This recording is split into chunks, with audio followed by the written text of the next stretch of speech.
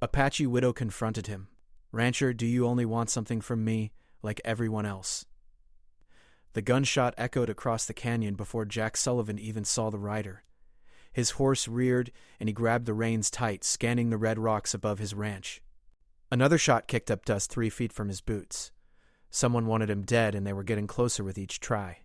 He dove behind a water trough as a third bullet punched through the wood, spraying splinters across his face. His hand found his revolver, but he couldn't see the shooter. The sun was setting behind the cliffs, turning everything into shadows and blind spots. Then he saw her. A woman on horseback, rifle raised, coming down the rocky path like she owned the whole territory. She wore Apache clothing, her long black hair braided down her back, and her eyes were fixed on him with the kind of anger that came from deep wounds. Jack raised his hand slowly. The woman rode closer, her rifle never wavering. When she was 20 feet away, she stopped and spoke in perfect English, with just a hint of her native accent. "You are Jack Sullivan." "The rancher who bought my land." He kept his hands up. "I bought it fair and square from the bank. They said it was abandoned." Her laugh was bitter. "Abandoned. My husband died 3 months ago. The bank waited exactly 1 week before they took everything. You did not wonder why such good land was so cheap." Jack felt his stomach tighten. He had wondered, actually. The land had water, grass, and shelter. It should have cost twice what he paid. But he had been desperate after losing his own place to a drought, and he hadn't asked questions. The woman lowered her rifle slightly, but kept it ready. "I am Nina. My husband was Daniel Blackfeather. He worked this land for 10 years. We raised cattle, grew crops, built a life. Then he got sick. The doctor bills took everything. When he died, I had nothing left to pay the bank. I didn't know," Jack said quietly. "Nobody told me there was a widow. Why would they?" Nina replied. "An Apache widow has no rights in their courts. They told me to leave, and when I refused, they sent men with guns. I had to run to the hills with nothing but my horse and my rifle." Jack slowly lowered his hands. He could see the pain in her eyes, mixed with fury and exhaustion. Her clothes were dusty, her face thin from hunger. She had been living rough in the canyon, watching her own land from a distance. "What do you want from me?" he asked. Nina's eyes narrowed. "Everyone wants something from me. The bank wanted my land. The traders wanted me to work in their saloon. The miners wanted worse. So tell me, rancher, what do you want?" Jack thought carefully before answering. Her finger was still on the trigger, and he could see she was barely holding herself together. One wrong word, and he would be dead. "I want to make this right," he finally said. "Tell me how." Nina laughed again, but this time there was no humor in it at all, only desperation. "Make it right." "You cannot make it right. My husband is dead, my home is gone. I have been hiding in caves, eating whatever I can hunt. How do you make that right?" The sun had almost set now, and the temperature was dropping fast. Jack could see Nina shivering despite her anger. She was at the end of her strength, and they both knew it. "Let me try," he said. Nina raised the rifle again, pointing it straight at his chest. "Why should I trust you? Give me one reason why I should not shoot you and take back what is mine." Jack met her eyes steadily. "Because I think you already would have if you really wanted to. You have had me in your sights 3 times now, and you have not killed me yet. That tells me something." "What does it tell you?" Nina demanded. "That maybe you still have hope left, and maybe I am not like the others." Part 2 begins tomorrow at dawn. Jack wakes to find Nina gone, but she has left a message carved into his fence post with a knife. It simply reads, "Prove it." He knows she is watching from somewhere in the hills, testing him, waiting to see if his words meant anything. Jack rides into town, straight to the land office. The clerk, a nervous man named Peter, looks up from his paperwork and pales when he sees Jack's expression. "I need to see the documents for the Sullivan Ranch purchase," Jack says. "All of them." Peter fumbles with the files, his hands shaking. "That is not really necessary, Mr. Sullivan. Everything was handled properly." Jack leans across the desk. "Show me the papers. Now." The documents tell an ugly story. The bank foreclosed on Nina's property exactly 8 days after her husband's funeral. They listed the reason as failure to pay, but Jack can see the numbers don't add up. The amount they claimed she owed was nearly double what any loan should have been. Someone had been charging her extra fees and interest that made no sense. He finds something else, too. A note in the margin written in different handwriting. "Buyer already arranged. Rush through sale before questions asked." "Who arranged my purchase?" Jack asks quietly. Peter wipes sweat from his forehead. "I cannot say. It was handled through intermediaries." Jack puts his hand on his gun. "Try again." "It was Mr. Carson. He runs the mining operation up north. He wanted that land for years because the river runs through it. When Blackfeather would not sell, he just waited.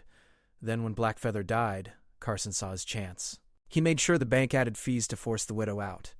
Then he arranged for you to buy it quick, probably planning to buy it from you later at a profit. Jack feels sick. He had been a pawn in someone else's scheme, used to steal land from a widow. Carson had probably picked him because he was desperate and would not ask too many questions. "Where can I find Carson?" Jack asks. He has an office above the saloon. "But Mr. Sullivan, Carson has men. Dangerous men. If you go up there making accusations, you might not walk back out." Jack heads for the door. "That is my problem." The saloon is crowded even in the morning. Miners and drifters drink away their pay while women in bright dresses move between tables. Jack pushes through to the stairs at the back. A large man blocks his way. "Carson is not seeing anyone today," the man says. Jack does not slow down. He drives his fist into the man's stomach and shoves past as the guard doubles over. 2 more men at the top of the stairs reach for their guns, but Jack is faster. He has his revolver out and pointed before they clear leather. "Touch those guns and die," Jack says calmly. "Now step aside." They do, eyes wide. Jack kicks open the office door. Carson sits behind a massive desk, counting money. He is a fat man with rings on every finger and a gold watch chain across his vest. He looks up without concern when Jack enters. Mr. Sullivan, I heard you bought some property recently. How are you enjoying it?" Jack tosses the land documents on the desk. "You set me up. You cheated a widow and used me to do it." Carson smiles. "I have no idea what you're talking about." "You bought land from the bank." "I had nothing to do with it. The paperwork says different. You arranged the whole thing." Carson shrugs. "Prove it. Those notes could have been written by anyone. And even if I did help arrange the sale, so what? Everything was legal. The widow could not pay. The bank foreclosed. You bought the land. That is how business works." Jack leans on the desk. "I am giving the land back to her." Carson's smile fades. "You cannot do that. We have a contract." "What contract?" Carson opens a drawer and pulls out papers. "When you bought the land, you signed an agreement. You cannot sell or transfer the property for 2 years without my permission. It was in the fine print. I own the rights to buy it from you at any time during that period." Jack stares at the document. He had been so desperate to buy land, any land, that he had signed without reading everything carefully. Carson had trapped him completely. "So you see," Carson continues, "the land is effectively mine. In a few months, I will buy it from you at the same price you paid, and you will have no choice but to sell. Then I will run my mining operation through that river valley and make a fortune. The Apache widow gets nothing. You get nothing. And I get exactly what I wanted." Jack's hand moves toward his gun, but Carson is faster than he looks. A derringer appears in his hand, pointed at Jack's chest. "Do not even think about it," Carson says. "My net outside would fill you with holes before your body hit the floor. Now get out of my office. And if you try to help that Apache woman, I will make sure she meets with an accident. There are plenty of men who would do it for the right price." Jack backs toward the door, his mind racing. Carson has outplayed him at every turn. The law is on Carson's side, and violence would only make things worse. He needs a different plan. Outside the saloon, Jack finds his horse and rides back toward the ranch. Halfway there, Nina appears from behind a rock formation, her rifle ready. "Well," she says. "Did you prove it?" Jack tells her everything he learned. Carson's scheme, the fraudulent fees, the contract trap. As he talks, he watches Nina's face harden. "So nothing has changed," she says. "The white man's law protects the white man's theft. Just like always." "Not nothing," Jack says. "Now we know the truth. And we know Carson is behind it. Truth means nothing without power," Nina replies. "Carson has money, men, and the law. What do we have?" Jack thinks for a moment. "We have something Carson wants. The land. And we have something else too." "What?" "We have each other. If we work together, maybe we can find a way." Nina laughs harshly. "Work together. You are the man who bought my stolen land. Why would I trust you? Because I am the only one who has bothered to try to help. Everyone else just wants to use you or get rid of you. At least I am trying to make this right." Nina lowers her rifle slightly. "Trying is not the same as succeeding." "No," Jack agrees, "but it is a start." They stand in silence for a moment, measuring each other. Finally, Nina speaks. "My husband used to say that the white man's law could be turned against itself. He studied their courts, their rules. He believed that if we understood their system, we could beat them at their own game. But he died before he could prove it. Jack nods slowly. Maybe we can prove it for him. Nina looks at him with those fierce, dark eyes. If I work with you, Rancher, it is not because I trust you. It is because I want my land back, and if you betray me, I will kill you. Do you understand? I understand. Then tell me your plan. Jack had been thinking about it all the way back from town. There is a territorial judge coming through next month, Judge Harrison. He has a reputation for being fair, even to Indians. If we can get our case before him, show him the evidence of fraud, maybe he could overturn the foreclosure. Nina shakes her head. Judges do not listen to Apache women. They might listen to both of us together. You are the wronged party. I am the unwitting accomplice. If we both testify to the fraud, it might be enough. And Carson will just sit and let us do this. No, Jack admits. He will fight us every step. We need evidence. Real proof, not just notes and margins. Nina is quiet for a long moment. There might be a way.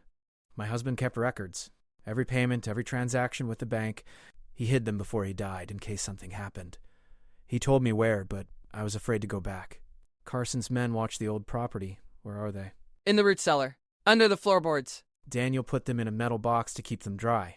Jack feels a spark of hope. If we can get those records and they show the bank was charging fraudulent fees, we would have proof of the scheme. We would have to get past Carson's men, Nina says. He has at least 3 watching the property at all times. And they have orders to shoot on sight. Then we go at night, when they are less alert. Nina studies him. You would risk your life for papers that might not even help. I would risk my life to do the right thing. That is all I have left to offer. Part 3 continues that very night. Jack and Nina approach the old homestead on foot, leaving their horses a mile back. The moon is only a sliver, giving them darkness to work with. They move through the sagebrush like shadows, Nina leading the way with the practiced silence of someone who grew up hunting. She points ahead. 3 men, just as she had predicted. One sits on the porch of the small house smoking. Another patrols the perimeter with a rifle. The third is probably inside, sleeping or playing cards. We need a distraction, Jack whispers. Nina already has a plan. She moves away into the darkness, circling wide around the property. Jack waits, his heart pounding. He can barely see her, just occasional glimpses of movement against the starlit ground. Then he hears it, the sound of horses panicking. Nina has found where they keep their mounts and spook them somehow. The animals are whinnying and pulling at their ropes. What the hell, the guard on the porch mutters, standing up. The patrolling man runs toward the sound. After a moment, the third man comes out of the house, cursing. All 3 are focused on the horses now, trying to calm them and figure out what happened. Jack makes his move. He runs low and fast across the open ground of the house, reaching the door while the men are still distracted. Inside, it is dark and smells of dust and abandonment. He finds the root cellar door by feel, pulls it open, and descends the ladder. In the cellar, he lights a match. The small flame shows him rows of empty shelves and barrels. He moves to the center of the dirt floor and starts feeling along the floorboards above. One of them is loose. He pulls it free and reaches into the gap. His fingers touch metal. The box. He pulls it out just as he hears shouting above. They have discovered him. He tucks the box under his arm and climbs back up the ladder. At the top, he finds himself facing the barrel of a rifle. The guard grins. Well now, what do we have here? Carson is going to want to talk to you. Then Nina appears behind the guard like a ghost. Her knife flashes in the darkness, and the guard cries out, dropping his rifle as blood streams from a cut on his arm. Jack grabs the rifle and swings it like a club, catching the guard on the jaw. The man drops. Run, Nina hisses. They bolt from the house together. The other 2 guards are shouting now, running back toward them. Shots ring out, bullets whining past in the darkness. Jack and Nina sprint for the sagebrush, zigzagging to make themselves harder targets. A bullet catches Jack's shoulder, spinning him around. He staggers but keeps moving, driven by pure adrenaline. Nina grabs his good arm and pulls him forward. More shots, but they are in the brush now, harder to see. They run until their lungs burn and their legs shake. Finally, they reach the horses. Jack's shoulder is bleeding badly, but he manages to mount. They ride hard into the night, putting distance between themselves and Carson's men. An hour later, they stop in a canyon to rest. Nina examines Jack's shoulder by moonlight. The bullet went through, she says. You are lucky it missed the bone. She tears strips from her shirt and binds the wound. Jack grits his teeth against the pain but does not make a sound. When she is finished, he opens the metal box with shaking hands. Inside are ledgers, receipts, letters. Daniel Blackfeather's careful records of every transaction with the bank. Jack and Nina read through them by the light of a small fire, and with each page, the picture becomes clearer. The bank had been systematically overcharging them from the start, fees that were not in the original contract. Interest rates that changed without notice.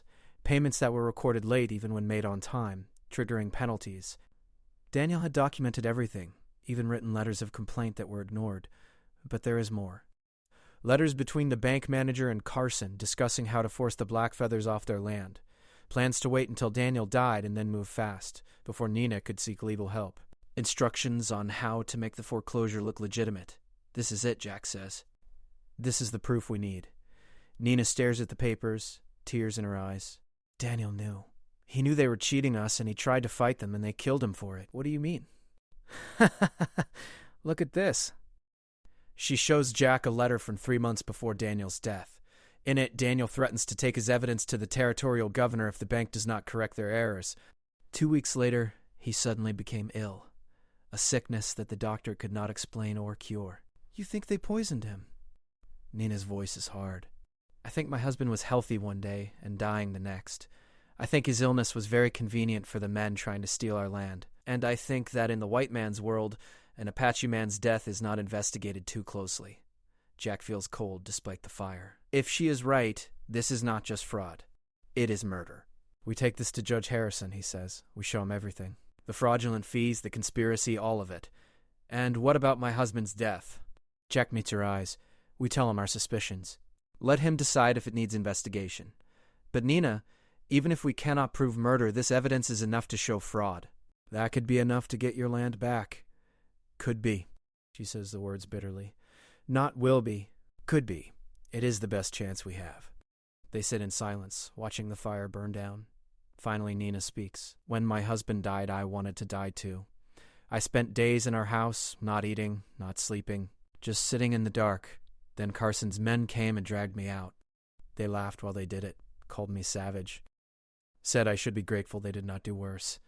That was when I decided I would not die. I would fight. Even if I lost, I would make them pay for what they took. And now? Jack asks quietly. Now I have these papers. I have evidence, and I have a white man who says he wants to help. She looks at him. But the question I asked you still stands, rancher. Do you only want something from me like everyone else? Do you help me so you can feel like a good man? Or because you truly believe I deserve justice? Jack takes a long time to answer. When he finally speaks, his voice is steady. When I lost my first ranch to the drought, I thought it was just bad luck. The kind of thing that happens to everyone sooner or later.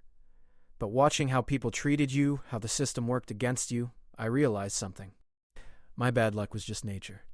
Your bad luck was created by men who wanted to profit from your pain. That is different. That is wrong. And if I stand by and let it happen without trying to stop it, then I am part of the system that allows it. So no, I am not helping you to feel good. I am helping you because standing aside would make me as guilty as Carson. Nina studies his face in the firelight. My husband used to say that a man's character shows not in his words, but in what he does when it costs him something. You have been shot because of me. You have made an enemy of a powerful man. You may lose your land anyway, even if we win. Why would you pay such a price for someone you barely know? Because it is not about knowing you, Jack says. It is about knowing myself, and I need to be able to live with the man I see when I look in a mirror. Nina nods slowly. My husband would have liked you, I think. She pokes at the fire with a stick. So what do we do now? We have 3 weeks until the judge arrives. Carson will be hunting for us. His men will want revenge for tonight. We find somewhere safe to hide. We prepare our case, and we stay alive until we can get in front of that judge. Where do we hide? Carson owns half the territory. He has eyes everywhere. Nina smiles for the first time since Jack met her. There are places in the hills that white men do not go, places where my people still live. They will shelter us if I ask. Will they trust me? No, but they will trust me. And if I vouch for you, they will let you live? That is the best you can hope for. It is enough. They break camp before dawn and ride deeper into the canyon country. The land becomes rougher, the paths harder to follow. Nina leads them through narrow defiles and across rock fields that leave no trail. Several times they hear riders in the distance, Carson's men searching, but Nina knows this country like Jack knows his own heartbeat. They stay ahead of the pursuit, always moving, never stopping long enough to be found. On the third day, they reach a hidden valley. Smoke rises from several small shelters built against the canyon wall. People emerge as they approach, and Jack sees suspicion and hostility in their faces. An older man, his face weathered like ancient leather, steps forward. Nina speaks to him in Apache. Jack catches a few words, but not enough to follow the conversation. The old man looks at Jack with cold eyes, then back at Nina. More words are exchanged. Finally, the old man nods. "My grandfather says you can stay," Nina tells Jack. "But you sleep away from the main camp. And if you cause any trouble, they will kill you and leave your body for the coyotes." "Fair enough," Jack says. He is also curious why an Apache woman travels with a white man. "I told him you were helping me fight the men who stole my land." "What did he say to that?" "He said he will believe it when he sees it." Words are wind. Only actions matter. Your grandfather is a wise man. They are given shelter in a small cave at the edge of the camp. It is not much, just a space out of the weather with room for a fire. But it is safe, and that is all they need. Over the next 2 weeks, they prepare their case, going through Daniel's records again and again, organizing everything to present to the judge. Nina tells Jack about her life, how she grew up in these canyons, learning the old ways from her grandparents, how she met Daniel at a trading post, and how they fell in love despite the objections from both their peoples, how they had fought to build a life together in a world that wanted to keep them apart. "Daniel believed we could bridge 2 worlds, she says.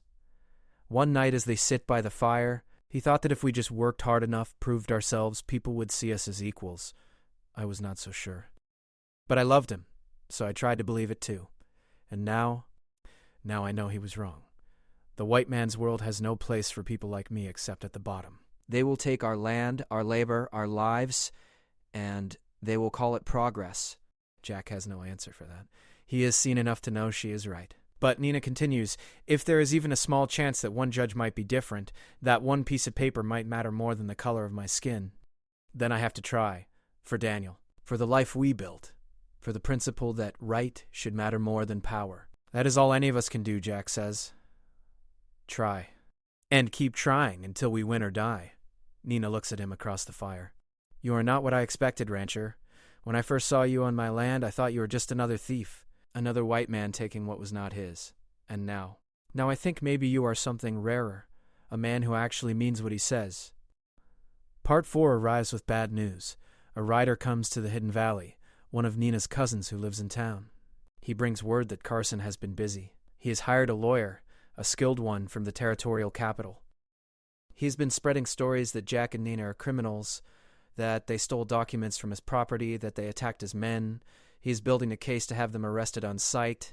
Worse, Carson has been visiting the judge's planned stops along his circuit, talking to local officials, making donations to town funds. He's preparing the ground, making sure that when the case comes before Judge Harrison, the judge will already be inclined to side with the respectable businessman rather than an Indian widow and a desperate rancher. "We need to reach the judge first," Jack says, "before Carson poisons him completely." "The judge is in Silver Creek now," Nina's cousin reports. "He will be there for another week handling cases." Then he moves on to Red Bluff, which is where Carson wants the case heard. Red Bluff is Carson's town. The sheriff is his man. If we go there, we'll be walking into a trap. Then we go to Silver Creek, Jack says. We get to the judge while he is still on neutral ground. Silver Creek is a 3-day ride, and Carson will have men watching the roads. Then we ride cross-country. We have done it before. Nina shakes her head. "You have a bullet wound that is barely healed. I can see you wince every time you lift that arm. You are in no shape for a hard ride through rough country." "I will manage." She gives him a long look. "You are stubborn, rancher, like a mule." Is that a compliment? No, but they prepared to leave anyway. Nina's grandfather gives them supplies, and her cousins provide information about Carson's movements. There are patrols on all the main roads. Carson is not taking chances. He wants them dead or captured before they can reach the judge. They leave at night, riding through territory that Jack would never dare to cross alone. Nina guides them through mountain passes and along ridges that seem barely wide enough for a goat. Several times they spot Carson's men below, searching the valleys. But the hunters never look up, never imagine that anyone would be traveling such dangerous paths. On the second night, disaster strikes. They are crossing a steep slope when Jack's horse stumbles. The animal's hoof catches on loose rock, and suddenly they are sliding. Jack kicks free of the stirrups and rolls, protecting his wounded shoulder as best he can. He tumbles 30 feet down the slope before crashing into a boulder that stops his fall. Nina's beside him in seconds. She checks him over with practiced hands. His wounded shoulder has opened up again, bleeding through the bandages. He has new cuts and bruises everywhere. But nothing is broken. Can you ride? She asks. Jack tries to stand and nearly passes out from the pain. He sinks back down, breathing hard. Give me a minute. Dawn is coming. We need to find shelter before we can be seen. She helps him up and whistles for the horses. Jack's mount comes, limping but mobile. They continue at a slower pace, Jack gritting his teeth against every jolt. By the time they find a cave to hide in, he is barely conscious. Nina tends his wounds again, cleaning and rebinding them. She also makes a poultice from plants she gathered, pressing it against the reopened bullet wound. This will hurt, she warns. She is right. The herbs burn like fire. Jack gasps, but holds still. After a few minutes, the burning fades to a bearable warmth. You should rest, Nina says. We can reach Silver Creek tomorrow if we leave at dusk. What if Carson's men find us first? Then we fight. But you need strength for that. So rest. Jack does, falling into an exhausted sleep. When he wakes, the sun is setting and Nina is keeping watch at the cave entrance. She has her rifle ready, her eyes scanning the landscape for danger. Anything, he asks? Riders passed below an hour ago. 6 men. They were searching, but they did not look up here. Jack forces himself to his feet. The rest is helped. His shoulder still hurts, but the pain is duller now, manageable. Let us move. They ride through the night, the last push to Silver Creek. The town appears with the dawn, a collection of buildings in a valley. Smoke rises from chimneys. Jack can see people beginning to move about their morning business. How do we do this, Nina asks. We cannot just ride into town together. They will arrest us before we get to the judge. Jack has been thinking about this. You stay hidden outside town. I go in alone. I find the judge and bring him out to hear your testimony. That way, even if Carson's men come for us, the judge will have already heard the truth. Nina does not like it. What if they arrest you before you can talk to him? Then you ride back to your grandfather's camp and live to fight another day. But I do not think it will come to that. Carson's warrant is probably not official yet. He is still working through channels. I might have a window where I can move freely. And if you are wrong, then I am wrong. But we are out of options and out of time. This is our only chance. Nina reaches out and grips his arm. Do not get yourself killed, rancher. I have come too far to lose my only ally now. I will do my best. Jack rides into Silver Creek as the sun breaks over the mountains. He keeps his head down and his hat pulled low. The town is waking up, but not many people are on the streets yet. He ties his horse outside the courthouse and walks inside. A clerk sits at a desk sorting papers. Jack clears his throat. I need to see Judge Harrison. It is urgent. The clerk does not look up. The judge does not take appointments. If you have business before the court, you file papers and wait your turn like everyone else. This cannot wait. I have evidence of fraud and possibly murder. The judge needs to see it today. That gets the clerk's attention. He looks up, studying Jack with suspicious eyes. What kind of evidence? Jack pulls Daniel Blackfeather's ledgers from his saddlebag and sets them on the desk. Documentation of a systematic scheme to defraud and dispossess a landowner. Letters proving conspiracy between a bank and a mining company. I need the judge to review these immediately. The clerk reaches for the documents, but Jack pulls them back. I will show them to the judge directly. No intermediaries. The clerk frowns. That is not how things are done. Then change how things are done. People's lives are at stake. Before the clerk can respond, a door opens behind him. A tall man in his 60s emerges, wearing spectacles and carrying a law book. He has a weathered face but sharp, intelligent eyes. What is all the commotion, he asks. The clerk turns. Judge Harrison, this man insists on seeing you immediately. He claims to have evidence of fraud. The judge looks at Jack, taking in his dusty clothes, his obvious exhaustion, the bloodstains on his shoulder. He also looks at the documents Jack is holding. Come into my chambers, the judge says. Inside the private office, Jack spreads out the evidence on the judge's desk. He explains everything while the judge reads, starting with how he unwittingly bought stolen land and ending with Nina hiding outside town, afraid to show herself. Judge Harrison reads every document carefully. He asks questions, probing for inconsistencies. Jack answers as honestly as he can. Finally, the judge sits back in his chair. This is substantial, he says. If authentic, this evidence shows clear fraud by the bank and conspiracy by this Carson fellow. But you understand my position. You come to me with stolen documents, claiming they prove wrongdoing by prominent businessmen. Meanwhile, those same businessmen have filed complaints saying you are a thief and the Indian woman is a dangerous criminal. The documents are not stolen. They belong to Daniel Blackfeather.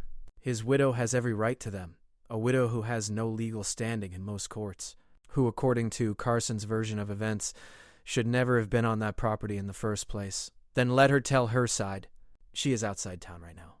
Give me 2 hours and I will bring her here to testify. Judge Harrison considers this. If I agree to hear this case, it will cause problems. Carson is a powerful man. He makes donations to important causes. He has friends in the territorial government. Are you saying the law depends on who has more friends? The judge's eyes flash. Watch your tone, young man. I am saying that I need to be careful. If I rule against Carson based on insufficient evidence, he will appeal and I will be overruled.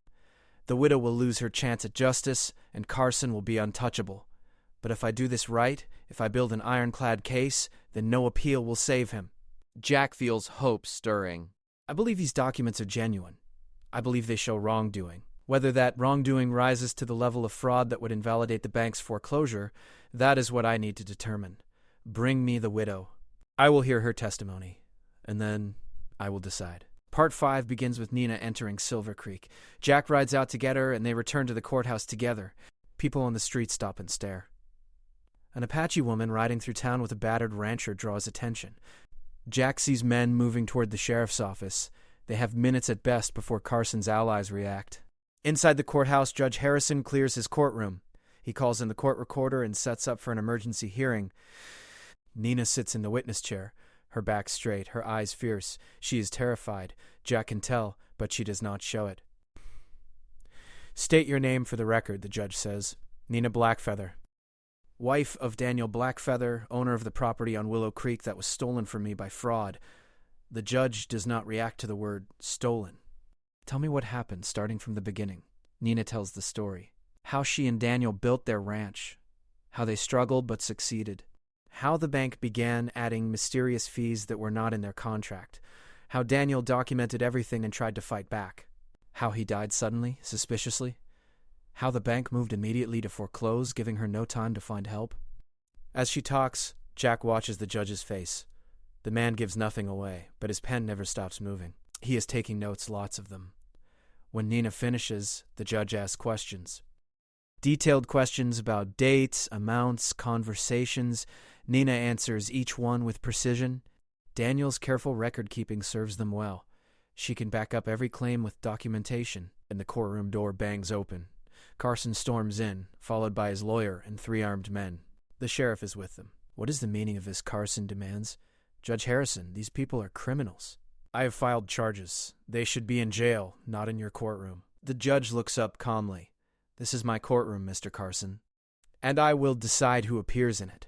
You will take a seat, or you will be removed. Carson sputters, but his lawyer puts a hand on his arm. They sit in the back row, whispering angrily. The judge turns back to Nina. You say your husband died suddenly. What were symptoms? He became weak. He could not keep food down. His skin turned yellow. The doctor said it was his liver failing, but Daniel never drank alcohol. He was healthy one day and dying the next. And you suspect poison. I suspect that he became a problem for powerful men, and then he became ill in a way that was convenient for those men. Whether I can prove it is another matter. Judge Harrison makes more notes. Then he turns to the documents spread across his desk. He reads through several of them again, comparing dates and figures. Mr. Carson, the judge calls out, approach the bench. Carson's lawyer tries to object, but the judge cuts him off. This is an evidentiary hearing, not a trial. I can question anyone I choose. Mr. Carson, did you have any communication with the bank regarding the Blackfeather property prior to the foreclosure? Carson's face turns red. I refuse to answer on the grounds that it might incriminate me. The courtroom goes silent. Even Carson's lawyer looks shocked. By invoking his right against self-incrimination, Carson has essentially admitted there is something to hide. Judge Harrison nods slowly. I see. Then let me tell you what I see in these documents. I see a pattern of fraudulent fees added to a legitimate loan. I see letters discussing how to force a family off their land. I see a conspiracy to use the legal system as a weapon. And I see a man who just refused to deny his involvement. Those documents were stolen from my property, Carson shouts, standing up. They are inadmissible. They were taken from the Blackfeather property, the judge corrects. Property that belonged to Mr. and Mrs. Blackfeather. Mrs. Blackfeather had every right to retrieve her husband's personal papers. The bank owned that property after the foreclosure. A foreclosure that is the subject of this very hearing. You are arguing in circles, Mr. Carson. Sit down.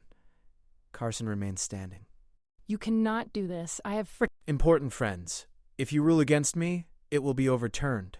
Are you threatening this court? Judge Harrison asks quietly. I am reminding you of reality. You are nothing. A circuit judge in the middle of nowhere. I have lawyers who will destroy any ruling you make. I have politicians who owe me favors. You think some Apache woman's sob story will stand against my power. The judge stands up. He is not a tall man, but in that moment he seems to tower over everyone in the room. Bailiff, remove Mr. Carson from this courtroom. He is in contempt. Carson's men start to move, hands going to their guns. But the judge's bailiff is faster. He has a shotgun leveled before anyone can draw. I would not, the bailiff says calmly. The sheriff, who had been standing with Carson, suddenly seems uncertain. He looks at the judge, then at Carson, then back at the judge. Jack can see the calculation happening. The sheriff knows which way the wind is blowing, Mr. Carson, the sheriff says carefully. I think you should step outside and let the judge do his work. You are supposed to be arresting them, Carson hisses. Based on what charges? The judge has not ruled yet. And I am not arresting anyone in his courtroom without his say-so. That is the law. Carson looks around wildly, seeing his support crumbling. His lawyer is gathering his papers, clearly wanting to distance himself. His gunmen are facing a shotgun and an increasingly hostile courtroom. With a curse, Carson storms out. The judge sits back down. Now then, where were we? Over the next hour, Judge Harrison goes through every piece of evidence. He questions Nina further.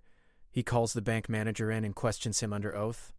The man, terrified, admits that Carson had pressured him to accelerate the foreclosure. He claims he did not know it was wrong, that Carson convinced him it was all legal. The judge is not sympathetic. Ignorance of the law is no excuse, especially for a bank manager. You will face charges. Finally, the judge leans back in his chair. I am ready to rule. He looks directly at Nina. Mrs. Blackfeather, based on the evidence presented, I find that the foreclosure on your property was obtained through fraud. The fees charged by the bank were not authorized by your loan agreement. The acceleration of the foreclosure after your husband's death violated territorial law requiring a 90-day grace period for surviving spouses, and the coordination between the bank and Mr. Carson constitutes conspiracy to deprive you of your property rights. Nina grips the arms of her chair, barely breathing. Therefore, the judge continues, I hereby declare the foreclosure null and void. The property is restored to you, Mrs. Blackfeather, as your husband's legal heir. Furthermore, I am ordering the bank to refund all fees and interest improperly charged, plus damages for your hardship.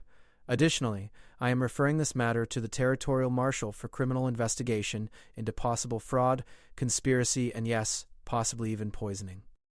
Mr. Carson will not be leaving this jurisdiction until those investigations are complete. The courtroom erupts.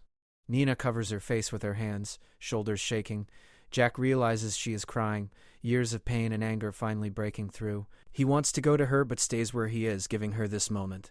The judge is not finished. Mr. Sullivan, you present an interesting problem. You purchased the property in good faith, but the sale was based on a fraudulent foreclosure. However, I am not inclined to punish an innocent party. Since Mrs. Blackfeather is receiving her property back, your purchase price will be refunded by the bank with interest. You are made whole. Jack nods. Thank you, Your Honor. The judge looks between Jack and Nina. I am going to be watching this situation. If I hear that Mrs. Blackfeather faces any more harassment, any more threats, any more attempts to drive her from her land, I will hold the perpetrators in contempt of this court and see them jailed. She is under the protection of this court now. Spread the word. The hearing ends. Nina walks out of the courthouse with her head high. People on the street watch her pass, some with hostility, some with curiosity, a few with grudging respect. She does not look at them. She walks to her horse and mounts. Jack follows. They ride out of town together without speaking. Only when they are a mile out does Nina finally say something. It is not over. Carson will not accept this. He will fight, maybe with lawyers, maybe with guns. I know. But you won your land back. That is something. It is everything. She looks at him. You lost your land. The ranch you bought is gone. What will you do now? Jack had been thinking about that. He has no property, no prospects, and a powerful enemy. He should probably leave the territory entirely, start over somewhere Carson's reach does not extend. But he does not say that. Instead, he says, "You will need help rebuilding. The house needs repairs. The fences are down. There's a lot of work for one person." Nina reins in her horse, staring at him. "Are you asking me for a job, rancher?" "I am offering my help. No payment needed. Just a place to sleep and food to eat while we fix up the property. Then I will move on." She shakes her head slowly. "You are either the most foolish man I have ever met or the most honorable. I have not decided which. Can I be both?"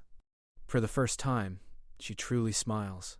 It transforms her face, showing the beautiful woman she was before grief and anger carved lines into her features. Yes, they ride back to the ranch together. It looks different now. Still run down, still damaged, but it is Nina's again. That makes all the difference. Over the following weeks, they work side by side. Jack repairs fences while Nina tends the few cattle that have wandered back. They rebuild the barn, patch the roof, clear the irrigation ditches. It is hard labor, but good labor. The kind that leaves you tired, but satisfied at the end of each day. Carson does not give up. His lawyers file appeals, but Judge Harrison's ruling is solid. The evidence is overwhelming. The appeals are denied. Then Carson tries intimidation, sending men to watch the property from a distance. But Judge Harrison makes good on his promise. When the territorial marshal arrives to investigate, he arrests 3 of Carson's men for trespassing and threatening behavior. Carson himself is charged with conspiracy to commit fraud. He will spend the next year fighting to stay out of prison. One evening, Jack and Nina sit on the porch watching the sunset. The ranch is starting to look like a ranch again. There is still work to do, but the worst is behind them. "I have been thinking," Nina says, "about what you said, about only wanting to do the right thing." Jack waits. "I was wrong to question your motives. You risked everything for someone you barely knew." You asked for nothing in return. "That is rare. I only did what anyone should do, but most people do not. Most people look away. They tell themselves it is not their problem." You did not do that. Jack shrugs. "I couldn't live with myself if I had." Nina is quiet for a moment. "There is something else. This ranch is too much for one person. Danielle and I worked it together, and even then it was hard. I need help. Real help. Not just for a few weeks, but ongoing." Jack feels something shift in his chest. "Are you offering me a partnership?" "I am offering you half the ranch. We work it together, split everything 50-50. You would have an ownership stake, a real future here. Nina, I cannot accept that. This is your land. You fought for it, and I won it with your help. Without you, I would still be hiding in the hills, slowly starving. You gave up your own land to help me get mine back. That deserves more than just temporary work and food." Jack looks out at the land, seeing it with new eyes. It is good land. Water, grass, shelter. A place where a man could build something real. And Nina's offering to share it, not out of pity, but as a genuine partnership. "What about the people in town?" he asks. "They already hate seeing you here. If a white man is your partner, it'll make things worse for you. Let them hate." "My husband believed we could change minds by proving ourselves. Maybe that is still possible. Or maybe we just live our lives and let them deal with their own hatred. And Carson will be dealing with lawyers and possibly prison for a long time. Even if he gets free, he knows now that we will fight back. That we have allies. That might be enough to make him move on to easier targets." Jack considers. It is risky. There will be problems, probably more violence before things settle. But the alternative is walking away, leaving Nina to face those problems alone. And he's already decided he cannot do that. 50-50, he says. Equal partners? Equal partners. They shake hands on it, sealing the agreement. As the sun sets behind the mountains, painting the sky in reds and golds, Jack realizes he has finally found what he was looking for when he bought this land in the first place. Not just property, but purpose. Not just a ranch, but a home. And maybe, just maybe, a friend who understands that doing the right thing is worth any cost. The next morning they get back to work. There is still so much to do. Cattle to buy, crops to plant, relationships to rebuild with neighbors who might never fully accept them. But they face it together now. Two people who learn that justice sometimes requires stubbornness, courage, and a willingness to bet everything on principle. Nina works beside Jack in the field, and occasionally she catches herself humming. It is the first time she has made music since Daniel died. Jack pretends not to notice, but he smiles. They have both lost so much. But they have also found something unexpected in the wreckage. Not romance, nothing so simple as that, but partnership, respect. The kind of friendship forged in fire and tested by adversity. It is enough. More than enough. It is everything. And as they work the land together, bringing it back to life, they prove something important. That right can triumph over might, sometimes. That justice can prevail, even against wealth and power. That two people who refuse to give up can change the world, at least their small corner of it. The ranch prospers slowly over the next year. Word spreads about what happened, about Judge Harrison's ruling, about Carson's downfall. Some people respect it, others resent it. But everyone knows that the Apache widow and her unlikely partner are not going anywhere, and that in the end is victory enough.